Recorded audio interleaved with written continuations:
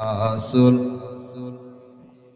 আমি ধন্য গো রাসূল তোমাকে পেয়ে। শেষ করে দিমু। এবার বলেন, আল্লাহ পাক যে বললেন যে ভয়ের মাধ্যমে আমি পরীক্ষা করব, এরপরে কি বললেন? ক্ষুধার মাধ্যমে পরীক্ষা করব বলছে না? এই ক্ষুধার কষ্টটা কি শুধু আমরা 2025 সালে যারা পদার্পণ করেছে তারাই করতেছি, নাকি আমাদের পয়গম্বর নবী মুহাম্মদুর রাসূলুল্লাহ করছিলেন?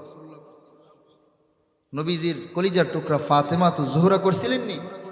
হাসান হুসাইন, অন্যান্য সাহাবায়ে কেরাম সবাই করেছিলেন। সুবহানাল্লাহ।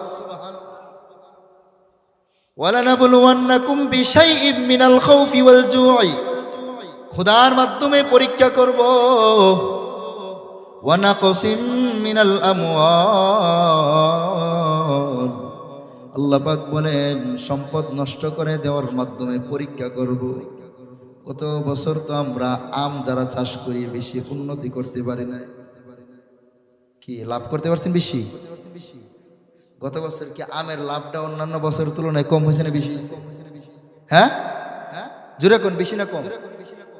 আল্লাহ না করুক যদি এই বছর একটু কম হয়, কষ্ট পাবে। আম দেওয়ার মালিক কে? গাছের কোনো ক্ষমতা আছে?